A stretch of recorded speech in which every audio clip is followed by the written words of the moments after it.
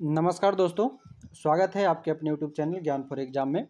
आप लोगों के लिए जो ग्रुप डी और बीपीएससी को लेकर के एग्जाम का बूस्टर डोज सीरीज चलाया जा रहा था, लूसेंट सामान्य ज्ञान का, इसी के अंतर्गत हम लोग कर रहे थे बायोलॉजी। बायोलॉजी में आज हम लोग कर रहे हैं जो चैप्टर है वह है चैप्टर नंबर 9, मानव शरीर के तंत्र। इसके भी 2 वीडियो ऑलरेडी आ चुके हैं मानव शरीर के तंत्र का। आज ये तीसरा नंबर वीडियो है जो कि अंतःस्रावी तंत्र से हम लोग पढ़ेंगे। साथ ही साथ आप लोगों को बता दूं कि इसी के साथ साथ आपका इंडियन ज्योग्राफी भी कराया जा रहा है जो कि पूरा समाप्त हो गया। उसके साथ साथ वर्ल्ड ज्योग्राफी शुरू हो गया है, 2 क्लास उसका करा दिया गया है। अगर आपने वो वीडियो नहीं देखा है तो लूसेंट सामान्य ज्ञान की प्लेलिस्ट बनी हुई है, आप वहां से देख लेंगे।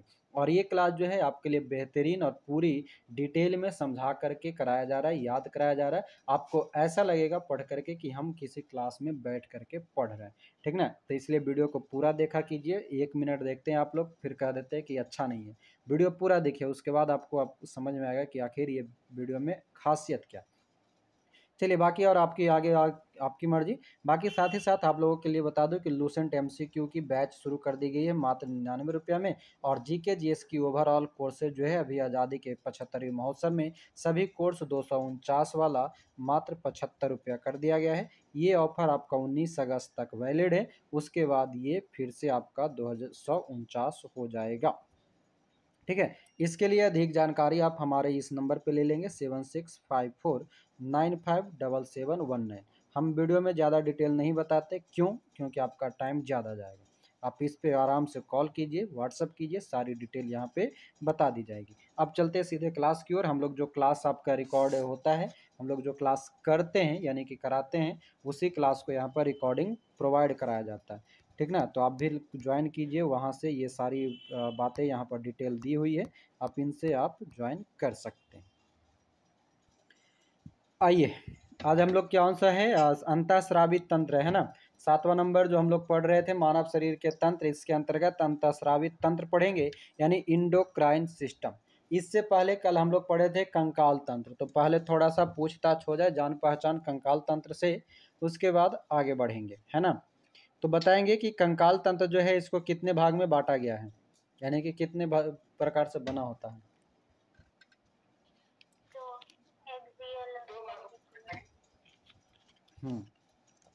कंकाल तंत्र जो होता है 2 भाग में बना होता है। एक होता है अक्षीय कंकाल, दूसरा होता है उपांगीय कंकाल। ये बताएंगे कि जो खोपड़ी है वो कैसा कंकाल है, अक्षीय या उपांगीय? अक्षीय कंकाल है, ठीक है। खोपड़ी में टोटल के गो हड्डी? 29। खोपड़ी में 29। मस्तिष्क का जो होता है उसमें 8। चेहरा में के गो? 14 गो। और कान में कितना? 6। दोनों मिला के 6। चलिए ये बताएंगे कि कशेरुक दंड कितना? कशेरुक दंड 33। ये बताएंगे कि जो आ, कान होता है, कान में कितने प्रकार के हड्डी पाए जाते हैं? कान में हड्डी का नाम बताइएगा। 3 प्रकार का, कौन कौन सा? मैलियस, इनकस और स्टेप्स। सबसे छोटा होता है। हाँ, मैलियस, इनकस और स्टेप्स होता है। चलिए हम लोग पढ़े थे कल, बताए थे फैलेंजस। फैलेंजस किसका हड्डी है, कहाँ पाया जाता है फैलेंजस? उंगली में। हाँ उंगलियों का है। हाँ उंगली में है, 28 हुए। ये को बताए थे पटेला, किसी को पटाना है तो किसका, कौन सा हड्डी? घुटना का सर, घुटना। हाँ, घुटना पर बैठ के पटाना है। तो घुटना का पटेला। एक पढ़े थे हम लोग फीमर। फीमर किसका है?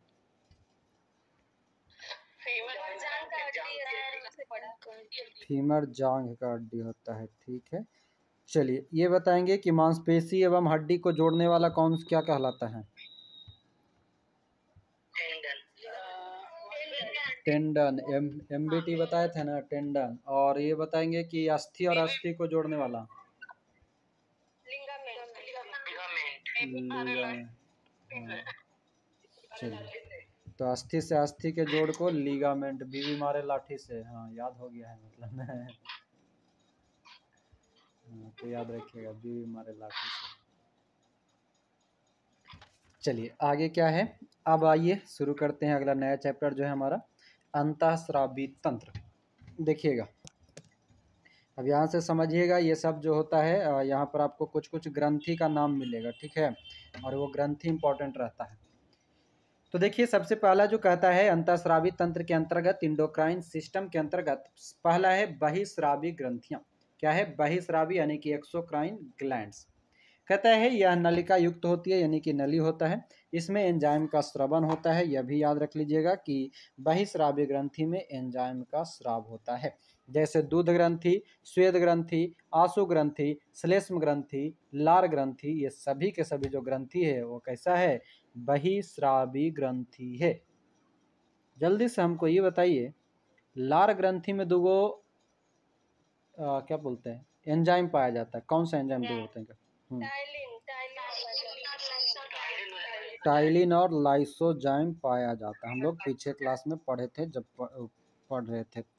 तो बहिस्रावी ग्रंथि हमको समझ में आ गया कौन कौन सा? दूध ग्रंथि, यानी कि हम एक तरह से कह सकें कि वह सभी अंग जिससे कुछ न कुछ लिक्विड फॉर्म में बाहर निकलता हो, हम कह सकते हैं ऐसा बहिस्रावी ग्रंथि को। एक लाइन में अगर समझना हो तो दूध ग्रंथि, वहां से भी कुछ ना कुछ लिक्विड फॉर्म निकलता है, श्वेत ग्रंथि से भी निकलता है, आशु ग्रंथि नैना से टपकाइए देते हैं, श्लेष्म ग्रंथि हमारा निकलता ही है, लार ग्रंथि से निकलता ही है ना। इमली या नींबू देख ले तो तुरंत मुंह में पानी।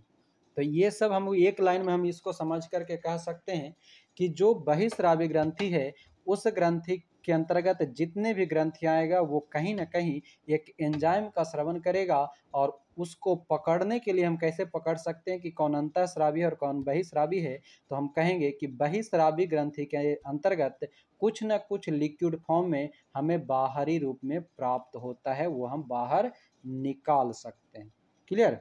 याद रहेगा, याद रखिएगा, अब कंफ्यूज नहीं होइएगा कि कौन बाहरी है और कौन अंत है।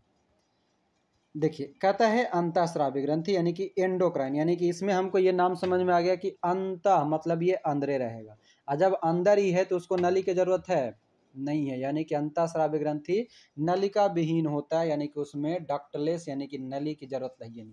अब जो ये वो घर में बंद है, पानी निकालने के लिए हमको नली की जरूरत होती है, अब जो बंद है उसमें पानी नली का हमको जरूरत है नहीं, तो अंतःस्रावी ग्रंथि जो है नली विहीन है, जबकि बहिस्रावी ग्रंथि क्या है? उसमें नली होता है, यानी कि वो किसी न किसी को लिक्विड को बाहर निकालेगा। ध्यान देंगे कि अंतःस्रावी ग्रंथि कहता है कि इसमें हार्मोन का स्राव होता है, जबकि बहिस्रावी में क्या हो रहा था? एंजाइम का स्राव हो रहा था। तो डिफरेंस याद रखना है, बाहर निकलेगा एंजाइम, अंदर में रहेगा हार्मोन। कहता है यह हार्मोन रक्त प्लाज्मा के द्वारा शरीर के विभिन्न भागों में पहुंचाया जाता है, जैसे पीयूष ग्रंथि, अपटू ग्रंथि और पैराअपटू ग्रंथि, यानी कि थायराइड और पैराथायराइड, ये सभी कैसा ग्रंथि है? तो अंतःस्रावी ग्रंथि है। तो यानी कि इसे भी याद रखिएगा। अगर आपका ऑप्शन में दे दे कि इनमें से कौन सा आपका इंडोक्राइन ग्लैंड है यानी अंतःस्रावी ग्रंथि है, तो हम एक लाइन में समझ चुके हैं बाहरी ग्रंथि, बहिस्रावी ग्रंथि के जेरा से कुछ ना कुछ बाहर लिक्विड फॉर्म में निकले, यानी कि हम ऑप्शन देखेंगे कि क्या क्या दिया है। दे देगा श्वेत ग्रंथि, श्लेष ग्रंथि, आशु ग्रंथि, ये दे देगा पीयूष ग्रंथि। कौन सा होगा? जल्दी से बताइए तो जरा, अंतःस्रावी ग्रंथि कौन सा हो जाएगा? ऑप्शन है आपका पीयूष ग्रंथि, है ना।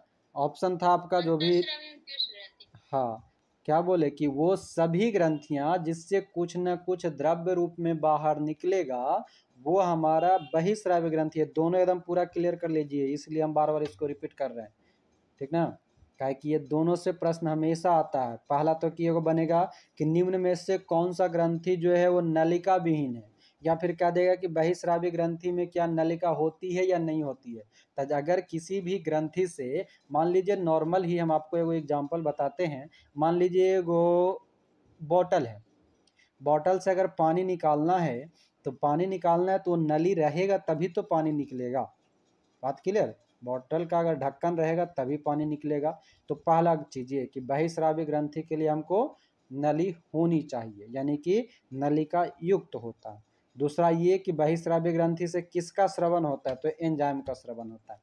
तीसरा ये कि बहिस्रावी ग्रंथियां कौन कौन सा है, तो हमने एक लाइन में आपको बता दिया कि वो सभी ग्रंथियां जिससे क्या होता है, लिक्विड फॉर्म में या द्रव्य रूप में कुछ न कुछ बाहर आता है जिसको हम देख सकते हैं, महसूस कर सकते हैं।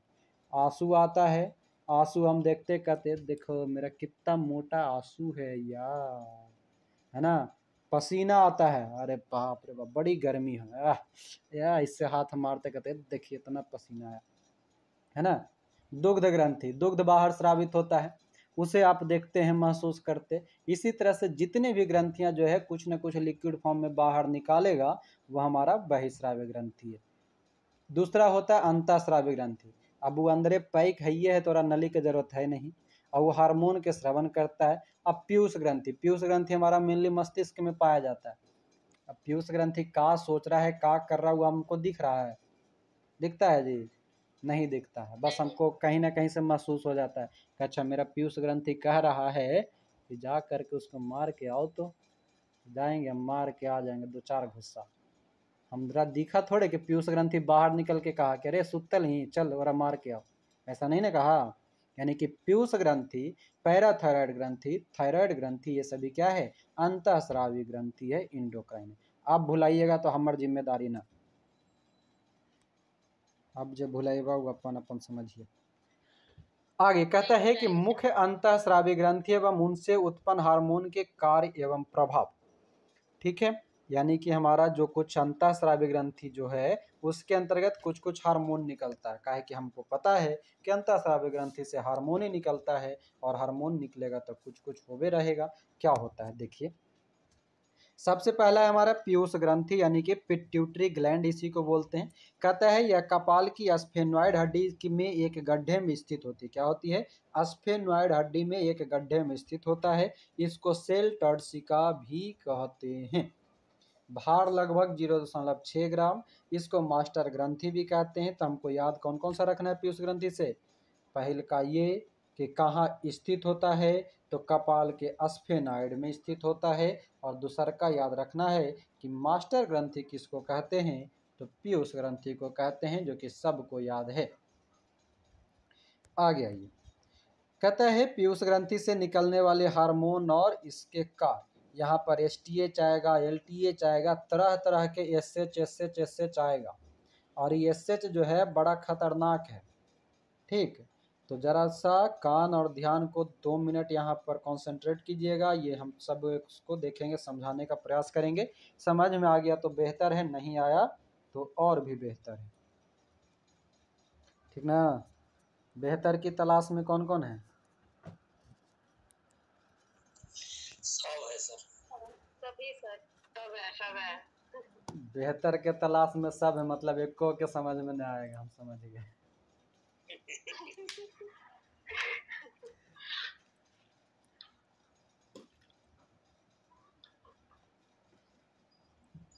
जानते हैं आप लोग में से वो सीमा सिंह है, जब बैठल होंगे ना, जब कोने में बैठल बैठल हंस रही होंगी, ठीक ना। और इनको सब पागल बना के रख ले होगा, सब डेली समझ रहा है कि पगला गई है। आइए, क्या कह रहे थे कि अब एक एक करके समझिएगा, इसका जरा सा कॉन्सेंट्रेट में आइएगा, इसलिए हम थोड़ा सा मूड फ्रेश करवा दिया आप लोग को। अब बीच में यहाँ पर कोई कमेंट एक्स्ट्रा नहीं कीजिएगा, हम समझाने का प्रयास करेंगे। देखिए, सबसे पहला जो आता है हमारा है एसटीएच हार्मोन। पहला तो कि इन सब का आपको फुल नाम याद रखना होगा, जो होता है वो एसटीएच का मतलब होता है सोमैटोट्रोपिक हार्मोन। पहला काम कहता है कि यह शरीर की वृद्धि, विशेषतया हड्डी की वृद्धि का नियंत्रण करती है।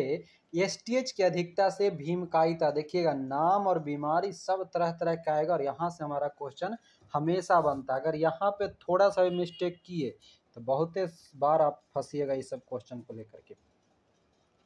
क्या कहा कि एसटीएच यानी कि सोमैटोट्रोपिक हार्मोन शरीर की वृद्धि करेगा, हड्डी की भी वृद्धि को नियंत्रण करता है। एसटीएच की अधिकता से भीमकायिता यानी कि जाइनेटिज्म एक बीमारी होती है, गायनेटिज्म या जाइनेटिज्म लिखा हुआ मिलेगा, अथवा एक्रोमिगली विकार उत्पन्न होती है, जो मनुष्य की लंबाई सामान्य से बहुत अधिक लंबी हो जाती है। एसटीएच की अधिकता जब हो जाएगी तो आपकी हड्डी इतनी लंबी हो जाएगी कि नॉर्मली जो एक रेंज होता है हाइट का उससे कहीं अधिक। जैसे हमारे पास एगो खल्ली नाम के एक फाइटर हैं, मतलब रेसलर हैं, है ना, वो देखिए लगभग 7 फीट के हैं, है ना। तो ये क्या है कि उसमें जो होता है एक हड्डी का जो विकास बहुत ज़्यादा कर देता है, इसलिए एसटीएच जो होता है हड्डियों के विकास को नियंत्रित करता है। इसी में एक और हो जाता है, अगर अधिकता हो गया था तो भीमकायता मतलब बहुत बड़ा शरीर वाला, जबकि वही अगर एसटीएच की कमी हो जाता है तो बौना हो जाता है। यानी कि कोई व्यक्ति अगर नॉर्मल हाइट से नीचा छोटा रह जाए तो हम उसको कह सकते हैं एसटीएच, यानी कि वो क्या है, सोमैटोट्रोपिक हार्मोन की कमी के कारण वो बौना है। और कोई ज़्यादा लंबा है तो एसटीएच की कमी अधिकता के कारण वो लंबा। दूसरा बढ़िए, दूसरा कहता है हमारा टीएसएच हार्मोन। कैसा है, तो टीएसएच हम बार बार बोले थे कि एसएच एच एच वगैरह आते रहेगा, जिसमें एच लगा हुआ है वो हार्मोन, वो समझे वाली नहीं है। अब यहाँ देखिए टीएसएच यानी कि थायराइड स्टिमुलेटिंग हार्मोन, मतलब हमको यहाँ से इसके शॉर्टकट में ही हमको आंसर छिपा हुआ है। टीएसएच यानी थायराइड, थायराइड यानी कि थायराइड ग्रंथि को कंट्रोल करेगा, और थायराइड ग्रंथि से जो कुछ भी हार्मोन स्रावित होगा वो हमारा टीएसएच कंट्रोल करेगा। यानी कि इसको पकड़ने में किसी को दिक्कत नहीं होनी चाहिए, टीएसएच को पकड़ने में समझने में किसी को दिक्कत नहीं होनी चाहिए, क्योंकि टीएसएच का पूरा नाम ही कहता है थायराइड स्टिमुलेटिंग हार्मोन, यानी कि थायराइड ग्रंथि का स्रवण करेगा। और हम लोग पढ़े थे पीछे भी क्लास में कि थायराइड जो होता है थायराइड ग्रंथि के कारण ही जो घेंघा रोग वगैरह होता है वो होता है उसकी कमी या अधिकता के कारण, जिसको हम आयोडीन खा करके दूर करते हैं। तो ये हमारा पकड़ में आ गया, यानी कि टीएसएच अब सबको याद रहना चाहिए। दूसरा आता है एसीटीएच, यानी कि एड्रीनोकॉर्टिकोट्रोपिक जो होता है, एड्रीनोकॉर्टिकोट्रोपिक हार्मोन, एसीटीएच का पूरा नाम होता है। और ये देखिए एड्रीनोकॉर्टिक, यानी कि यहाँ से हमको ये समझ में आ रहा है कि ये एड्रीनल ग्रंथ से संबंधित है, यानी एड्रीनल कॉर्टेक्स के स्रवण को नियंत्रित करेगा। जरा ध्यान से बी केयरफुल। एसीटीएच एड्रीनोकॉर्टिकोट्रोपिक्स, यानी कि यहाँ से हमको एड्रीनो मिल गया, यानी कि एड्रीनो से हम शब्द निकालेंगे एड्रीनल, और एड्रीनल कॉर्टेक्स के स्रवण को कौन नियंत्रित करेगा, तो एसीटीएच करता है। जल्दी से हमको ये बताइए आप लोग, हम लोग पीछे पढ़ चुके हैं एड्रीनल ग्रंथि के बारे में, ये कहाँ पर पाया जाता है जो बताएंगे। पिछले क्लास में हम लोग पढ़ चुके हैं एड्रीनल के बारे में, एड्रेनलिन, एड्रीनल, थायरॉक्सिन, ये सभी के बारे में पढ़े थे। जो किसको नियंत्रण करता है, थायरॉक्सिन नहीं जी, अग्नाशय में एड्रेनलिन थायरॉक्सिन किसको नियंत्रित करता है, पढ़े हम लोग, याद कीजिए। हाँ, तोहरा देख के दिलवा धड़के लगल। हृदय की धड़कन को नियंत्रित करता है एड्रेनलिन और थायरॉक्सिन, ठीक ना, पढ़ाए थे ना ये जब हृदय पढ़ रहे थे तब, तो वहाँ से याद रखिएगा एसीटीएच एड्रीनल कॉर्टेक्स। आइए अगला है जीटीएच, इसमें भी नाम छुपा हुआ है और नाम में ही इसका काम छुपा हुआ है। क्या नाम है, गोनैडोट्रोपिक हार्मोन।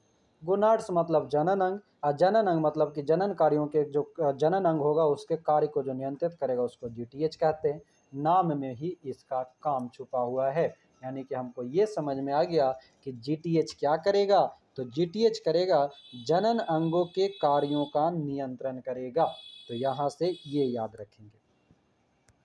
अब आइए, जो जीटीएच होता है ये भी दो प्रकार का, एफएसएच और एलएच। आप ध्यान देंगे, एफएसएच का मतलब फॉलिक स्टिमुलेटिंग हार्मोन। अब देखिए यहाँ पर क्या कह रहा है, हमको यहाँ से समझ में आ जाना चाहिए फॉलिकल और ल्यूटिनाइजिंग। फॉलिकल पढ़िए तो कहता है कि वृषण की शुक्र जनन नलिकाओं में शुक्राणु जनन में सहायता करता है, या अंडाशय में फॉलिकल की वृद्धि में मदद करता है। यानी हमको ये समझ में आ रहा है कि फॉलिकल स्टिमुलेटिंग हार्मोन FSH का काम क्या है? शुक्राणु जनन यानी कि शुक्र जनन यानी कि मेल और फीमेल के अंतर्गत जो स्पर्म और ओव्यूल जो बनता है इसको नियंत्रण करने का काम यानी कि वृद्धि और नियंत्रण इन सभी का काम कौन करेगा? तो फॉलिकल स्टिमुलेटिंग हार्मोन करेगा यानी FSH करेगा। एकदम याद कर लीजिएगा, ये इसको हम आज रटवा देंगे, आप दोबारा भूलिएगा नहीं, बोल दे रहे हैं पहले, ठीक है। FSH क्या कहा? फॉलिकल स्टिमुलेटिंग हार्मोन, यानी कि हमको ये समझ में आया ब्रीसन यानी टेस्टिस, टेस्टिस यानी कि पुरुष पार्ट, और वहाँ पर शुक्राणु यानी कि स्पर्म यानी कि शुक्राणु जनन यानी कि ये पुरुष के लिए भी नियंत्रण करेगा, और अंडाशय यानी कि ओवरी, और ओवरी यानी कि फॉलिकल, हम लोग फॉलिकल ट्यूब में फैलोपियन ट्यूब पढ़ते हैं, यानी कि यहाँ से हमको यह भी समझ में आ रहा है कि ये फीमेल पार्ट में भी और मेल पार्ट में भी इसको नियंत्रित करेगा। GTH का ही दूसरा नाम है, ये दूसरा जो एक है वह है LH यानी कि ल्यूटिनाइजिंग। ल्यूटिनाइजिंग का मतलब होता है कि अंतराल कोशिका उत्तेजक हार्मोन, यानी कि नर में इसके अभाव से, ध्यान देंगे, नर में, नर बोले तो मेल, मेल बोले तो पुरुष, पुरुष बोले तो आदमी, नर में इसके अभाव से अंतराली कोशिकाओं में टेस्टोस्टेरोन हार्मोन एवं मादा में एस्ट्रोजन हार्मोन स्रावित होता है। अब हमको ये समझ में आ रहा है कि नर और मादा में दो तरह के हार्मोन होते हैं। हम लोग पीछे हार्मोन की जब चर्चा करेंगे वहाँ पर पढ़ेंगे। नॉर्मली आप सबको भी याद है कि टेस्टोस्टेरोन पुरुष का पार्ट होता है यानी पुरुष हार्मोन होता है, जबकि एस्ट्रोजन मादा हार्मोन होता है। यानी कि हमको ये समझ में आया कि जो टेस्टोस्टेरोन और एस्ट्रोजन को कंट्रोल करने के लिए हार्मोन जो स्रावित हो रहा है वो कौन सा हार्मोन कहलाता है? तो ल्यूटिनाइजिंग हार्मोन कहलाता है यानी LH कहलाता है। बात समझ में आ गया? गोनैड हार्मोन का ही दो हार्मोन होता है, एक फॉलिकल, दूसरा ल्यूटिनाइजिंग। फॉलिकल के अंतर्गत शुक्राणु और अंडाशय के बारे में चर्चा है, जबकि ल्यूटिनाइजिंग के अंतर्गत टेस्टोस्टेरोन और एस्ट्रोजन के बारे में चर्चा है। आगे बढ़िए, आगे आता है LTH। LTH देखिएगा वही है, LTH मतलब इसका पूरा नाम है लैक्टोजेनिक हार्मोन। लैक्टो मतलब लैक्टोज, लैक्टोज मतलब दूध, काम खत्म। मतलब क्या? LTH को हम दुग्धजनक हार्मोन कहते हैं। ऑप्शन में देता है कि निम्न में से कौन सा है जो दुग्धजनक हार्मोन कहलाता है। अगर हमको पूरा नाम याद है तब तो हम कहेंगे LTH, अच्छा मतलब लैक्टोजेनिक हार्मोन मतलब LTH, तो दुग्धजनक हार्मोन हमारा LTH हो जाएगा। हम ऑप्शन में तुरंत टिक कर देंगे, मतलब OMR को गोल कर देंगे, पेपर में नहीं टिक कीजिए, ठीक। तो ये कहा कि LTH हार्मोन क्या कहता है कि दुग्धजनक हार्मोन है, जिसे हम इंग्लिश में कहते हैं लैक्टोजेनिक हार्मोन, और इसका कार्य क्या होता है? शिशु के लिए स्तनों में दूध का स्रवण करना। शिशु के लिए स्तनों में दूध का स्रवण करना, यानी कि फीमेल के पास जो दूध स्रावित होता है वो उसको स्रावित करने में कौन सा हार्मोन काम करता है? तो पीयूष ग्रंथि के अंतर्गत नियंत्रित होने वाला लैक्टोजेनिक हार्मोन जो होता है वो। एक चीज ध्यान दीजिए, हमने अभी जाना कि ये सब जितना भी हार्मोन हम पढ़ रहे हैं, चाहे वो शरीर की वृद्धि के लिए हो, चाहे अंडाशय और शुक्राणु को कंट्रोल करने वाली हो, चाहे वो दुग्ध ग्रंथियों को कंट्रोल करने वाली हो, ये सब के सब जो कंट्रोल कर रहा है वो पीयूष ग्रंथि कर रहा है। यानी हमको ये लगता है कि हमारा जितना भी काम नियंत्रित हो रहा है, प्रेम, प्यार, भय, दुख, दर्द, ये सब कहीं ना कहीं हमारा पिट्यूटरी ग्रंथि कंट्रोल करता है। हर किसी को हर किसी से नफरत नहीं होता, हर किसी को हर किसी से प्यार नहीं होता। कहने का मतलब ये है हर किसी को हर किसी से डर नहीं लगता। यानी कि हमारा पीयूष ग्रंथि जो है वो कहता है कि हम तुमसे नफरत करेंगे, हम तुमसे प्यार करेंगे, हम तुमसे डरेंगे या नहीं डरेंगे। ये सब नियंत्रण पीयूष ग्रंथि करता है, और पीयूष ग्रंथि को हम इसी कारण क्या कहते हैं? मास्टर ग्रंथि कहते हैं। और इसी पीयूष ग्रंथि के अंतर्गत ही चाहे हमारी शरीर की अधिकता हो जाए, यानी कि शरीर बहुत ज़्यादा बढ़ जाए, या हमारा शरीर छोटा रह जाए, या हमारा शरीर से थायराइड ग्रंथि का अधिक स्रावन होना शुरू हो जाए, या फिर हमारे शरीर से शुक्राणु और अंडाणुओं का ज़्यादा स्रवन या नियंत्रण हो जाए, या हमारे शरीर से दुग्ध का स्रवन हो जाए, ये सभी के सभी नियंत्रण कौन कर रहा है? पीयूष ग्रंथि कर रहा है। यानी कि हम एक और बात कह सकते हैं, क्या हम यह भी कह सकते हैं कि दुग्ध का स्रवन होना, शुक्राणु का बनना, अंडाशय या ओव्यूल का बनना, हमारे शरीर की अधिक वृद्धि हो जाना, हमारे शरीर का अधिक छोटा हो जाना, ये सभी किस ग्रंथि के अंतर्गत आता है? तो हम कहेंगे अंतःस्रावी ग्रंथि के अंतर्गत आता है। राइट, बात समझ में आया सबको? यस और नो? Yes sir.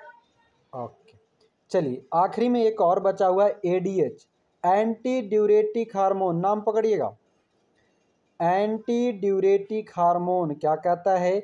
छोटी छोटी रक्त धमनियों का संकीर्ण होता है एवं रक्त दाब बढ़ जाता है, शरीर में जल संतुलन को बनाए रखने में सहायता करता है। एडीएच क्या होता है? एंटी ड्यूरेटिक हार्मोन होता है, और ये क्या करता है? ब्लड प्रेशर को बढ़ाने का काम करता है। मतलब ये कि हमारा जो रक्त धमनी होता है उसको संकीर्ण कर देता है। संकीर्ण मतलब पतला, और हमारा ब्लड प्रेशर कब बढ़ता है? जब धमनी पतला हो जाता है। मतलब हम यह भी कह सकते हैं कि ब्लड प्रेशर बढ़ाने के लिए कौन सा हार्मोन जिम्मेदार है? तो एडीएच जिम्मेदार है।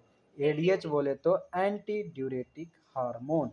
हमारे शरीर में जल का जो संतुलन है, इतनी गर्मी में भी हमारे शरीर में पानी की जो ज़रूरत है वो मौजूद है। यानी कि अब जब हमको लगता है कि अब हमको प्यास लग गया है, सही में हमारा प्यास लग गया, हम पानी पी लेते हैं।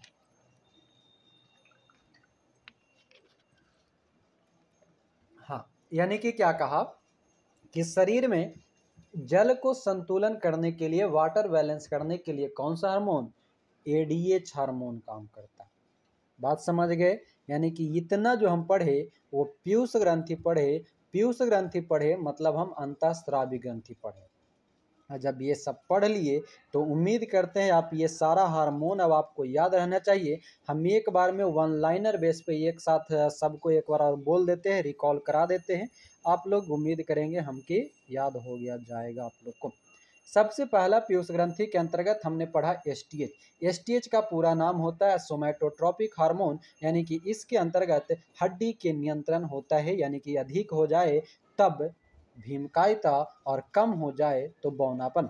दूसरा हमने पढ़ा टीएसएच, यानी कि T for thyroid, S for stimulating, H for hormone, यानी कि थायराइड स्टिमुलेटिंग हार्मोन, यानी कि थायराइड ग्रंथि का स्रवन करेगा, यानी नियंत्रण करेगा। एसीटीएच, एसीटीएच क्या है? एड्रीनोकॉर्टिकोट्रोपिक। हमको पूरा नाम याद रखे की जरूरत न है। एड्रीनो आ गया मतलब हम समझ गए कि एड्रीनल और कॉर्टेक्स के स्रवन को नियंत्रण करेगा, काम खत्म। जीटीएच, जीटीएच गोनैडोट्रोपिक। हमारा हार्मोन भी याद रखे की जरूरत न है, हम सीधे कहेंगे जीटीएच। जीटीएच मतलब जी फॉर गोनैडो। अच्छा, गोनैड, गोनैड मतलब जननांग, जननांग मतलब कि या तो मेल पार्ट या फीमेल पार्ट, यानी कि वो दोनों को नियंत्रण करने वाला कौन? Gonadotropic hormone. गोनैडोट्रोपिक हार्मोन को हम दो भाग में बांट दिए, मगर देखिए अंतर याद रखिएगा जरा सा। एफएसएच और एलएच, कभी अगर प्रश्न पूछ दे कि निम्न में से कौन से जो है वो जीटीएच हार्मोन का भाग है, तो एफएसएच और एलएच आपका ऑप्शन में रहेगा। बाकी तीसरा चौथा ऑप्शन जिस भी आधार पर रहे, दोनों इनमें से कोई नहीं ऐसा वाला, तो आप उसको कंट्रोल कीजिएगा। जीटीएच के अंतर्गत दो हार्मोन है, एफएसएच और एलएच। तो एफएसएच क्या क्या? शुक्राणु और अंडाणु, अंडाशय, ये सभी का नियंत्रण कर रहा था। एलएच क्या है? एलएच यानी कि ल्यूटेनाइजिंग, ल्यूटेनाइजिंग यानी कि उत्तेजक हार्मोन, उत्तेजक हार्मोन यानी कि टेस्टोस्टेरोन और एस्ट्रोजन। ठीक है। तीसरा यानी कि अगला जो एक आता है हमारा एलटीएच। एलटीएच मतलब लैक्टोजेनिक, लैक्टोजेनिक यानी कि दूध का स्रवन, यानी कि दूध से संबंधित। एडीएच, एडीएच यानी कि एंटी ड्यूरेटिक, एंटी ड्यूरेटिक यानी कि रक्तदाब यानी कि ब्लड प्रेशर का नियंत्रण, और शरीर में जल संतुलन का नियंत्रण होता है। ये सभी के सभी हमारा पीयूष ग्रंथि के अंतर्गत उपस्थित हार्मोन और उसके कार्य और उसके अर्थ को हमने जाना है। उम्मीद करें कि सबको याद हो गया है या याद हो जाएगा। सर इसका एक और वेसोप्रेसिन नाम दिया है एंटी डाययूरेटिक हार्मोन का। हाँ, वेसोप्रेसिन कह सकते हैं। चलिए, तो ये हो गया एडीएच का। उम्मीद करें ना सबसे याद हो गया है, संभावना तो होगा। जी जी के परसेंट संभावना रखें? 5% संभावना रखें याद करके, कि 10%, कि 90%? अब इतना में भी नहीं याद होगा तो फिर कहियो नहीं याद होगा, फिर रट्टा मारे पड़ेगा। चलिए अब जल्दी से आगे बढ़ते हैं। अगला है हमारा अपटू ग्रंथि यानी कि थायराइड ग्रंथि। थायराइड ग्रंथि क्या कहता है कि यह मनुष्य के गले में श्वास नलिये ट्रैकिया के दोनों ओर लैरिंग्स के नीचे स्थित होता है। श्वास नली मतलब ये नकिया वाला जने से जाता है, और ट्रैकिया के दोनों ओर लैरिंग्स के नीचे, लैरिंग्स मतलब जने से आवाज निकलता है नीचे, अपना मुंह खोल के देखिएगा, उन्हें दिखेगा अंदर में, ऐनक में देखिएगा, वहां पर रहता है थायराइड ग्रंथि। कहता है इससे निकलने वाला हार्मोन थायरोक्सिन एवं ट्रायोडोथायरोनिन इतना नंबर नाम रख दिया, ट्रायोडोथायरोनिन, ठीक है, और थायरोक्सिन, और इसमें क्या होती है, आयोडीन अधिक मात्रा में रहता है। थायराइड ग्रंथि यानी कि अपटू ग्रंथि यानी कि आयोडीन की मात्रा, और यहीं से हार्मोन निकलेगा थायरोक्सिन, और ये जो भी है ट्रायोडोथायरोनिन। कहता है थायरोक्सिन के कार्य, थायरोक्सिन के कार्य पढ़ रहे हैं, यानी कि थायरोक्सिन हार्मोन के कार्य पढ़ रहे हैं हम। क्या क्या काम है? कहता है कि यह कोशिकीय श्वसन की गति को नियंत्रण करता है, ठीक है। यह शरीर की समान वृद्धि, विशेषता हड्डी, बाल इत्यादि के विकास के लिए अनिवार्य है। जनन अंगों के सामान्य कार्य इन्हीं की सक्रियता पर आधारित रहता है। पीयूष ग्रंथि के हार्मोन के साथ मिलकर शरीर में संतुलन, जल संतुलन का नियंत्रण करता है। क्या क्या कहा? कोशिका श्वसन की गति को नियंत्रण करेगा, आप जो श्वसन क्रिया करते हैं उसको नियंत्रण, ठीक। शरीर की सामान्य वृद्धि, विशेषता हड्डी, बाल इत्यादि के विकास को के लिए अनिवार्य होता है, यानी कि हड्डी का विकास, बाल जो बढ़ता है, जुल्फ बोलते, कुछ जुल्फ बोलते हैं वो वाला, वो सब क्या है, उसका नियंत्रण कौन करेगा? थायरोक्सिन। जनन अंगों के सामान्य कार्य, यानी कि जो हमारा जो मेल और फीमेल पार्ट का जो जनन अंग होता है उसका जो काम है, उस काम की सक्रियता जो होती है वो किस पर निर्भर करता है? थायरोक्सिन पर निर्भर करता है। पीयूष ग्रंथि के हार्मोन के साथ मिलकर शरीर में जल जो है जल संतुलन का नियंत्रण करता है, यानी कि जो थायरोक्सिन है, यानी कि जो थायराइड ग्रंथि है, वो पीयूष ग्रंथि के साथ संबंध करता है, यानी कि दोनों मिलकर के काम करता है। और पीयूष ग्रंथि के अंतर्गत हम लोगों ने एडीएच हार्मोन पढ़े थे, एंटी डाययूरेटिक हार्मोन, जो कि जल संतुलन करता है। उसी प्रकार से कौन करेगा? थायरोक्सिन भी जल संतुलन करता है। क्लियर है? थायरोक्सिन। अब आइए थायरोक्सिन की कमी से होने वाला रोग, यहाँ पर 3-4 गो रोग आएगा, और रोग चारों के चारों इंपॉर्टेंट है। सबसे पहला आता है जड़ मानवता। जड़ मानवता मतलब कि जो जड़ मतलब बड़ा होता है, यहाँ पर जड़ का मतलब होता है बड़ा या मोटा, नहीं बोलते हैं जाड़ा हो गया, जाड़ा, जाड़ा मतलब ठंडा वाला जाड़ा नहीं, मोटा को भी जाड़ा बोला जाता है, खास करके सब मराठी भाषा है, जाड़ा, ये जाड़िए मतलब ये मोटका, ऐसा हम लोग बोलते हैं ना, ये मोटका, लोग बोलता है ये जाड़िए मतलब मोटा, ठीक। तो वहीं से ये निकला हुआ जड़ मानवता, यानी कि क्रेटेनिज्म। कहता है यह रोग बच्चों में होता है, इसमें बच्चों का मानसिक एवं शारीरिक विकास अवरुद्ध हो जाता है। मतलब क्या होता है? रुक जाता है, मानसिक भी और शारीरिक भी। मतलब क्या? दिमाग से भी ओछा और शरीर से छोटा, दिमाग से ओछा शरीर से छोटा, जड़ मानवता। आगे आइए, फिर क्या कह रहा है? मिक्सडीमा। मिक्सडीमा क्या है कि यौवनावस्था में होने वाले इस रोग में उपापचय भली भांति नहीं हो पाता, जिससे हृदय स्पंदन और रक्तचाप कम हो जाता है। मतलब ये जवानी की अवस्था में होता है, यौवनावस्था में, जिसमें हृदय स्पंदन मतलब हृदय सही से काम नहीं करेगा, और ब्लड प्रेशर यानी कि रक्तचाप जो है वो भी कम हो जाता है। अगला है हाइपोथायरॉयड, क्या है? हाइपोथायरॉयडिज्म। ये क्या है? तो लंबे समय तक इस हार्मोन की कमी के कारण यह रोग होता है। इस रोग के कारण सामान्य जनन कार्य संभव नहीं हो पाता। कभी कभी इस रोग के कारण मनुष्य गूंगा और बहरा हो जाता है। यहाँ पर दो काम, हाइपोथायरॉयडिज्म रोग के बीमारी के कारण क्या होता है, जनन कार्य संभव नहीं होगा, यानी कि आप जनन क्रिया नहीं कर सकते।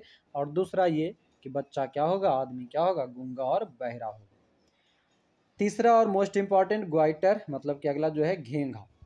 भोजन में आयोडीन की कमी से ये रोग उत्पन्न होगा। इस रोग में थायरॉक्सिन ग्रंथि के आकार में वृद्धि हो जाती है, थायरॉक्सिन ग्रंथि बढ़ जाएगा, जिससे घेंघा रोग हो जाता है।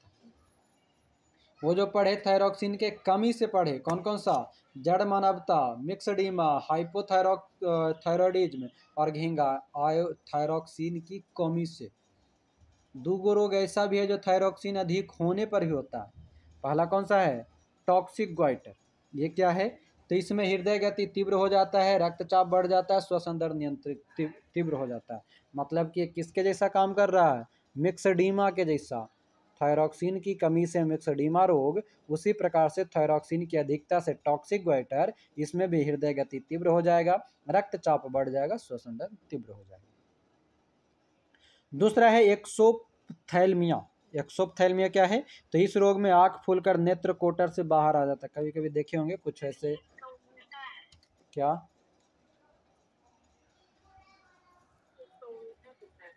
हाँ, एक्सोप्थैल्मिया, यानी कि इसमें क्या होता है कि इस रोग में आंख जो है फूल करके, जो आंख का जो हमारा साइज है, आकार है, वो अंदर से बड़ा हो जाता है, और जो उजला वाला पार्ट जो पूरा है आंख, वो बाहर आ जाता है।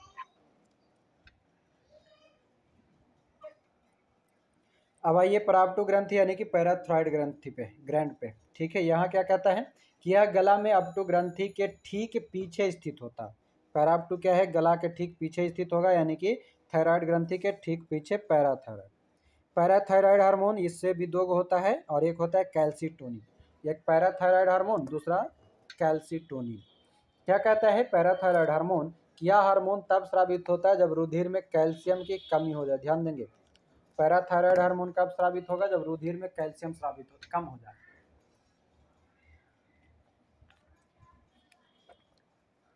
दूसरा है कैल्सीटोनिन। कैल्सीटोनिन क्या कहता है कि जब रुधिर में कैल्शियम की मात्रा अधिक हो जाए, कैल्शियम की मात्रा क्या हो जाए, अधिक हो जाए, तो कैल्सीटोनिन, तब यह हार्मोन मुक्त होता है, और अर्थात पराप्टू ग्रंथि से निकलने वाला हार्मोन रुधिर में कैल्शियम की मात्रा को क्या करेगा, नियंत्रण करेगा।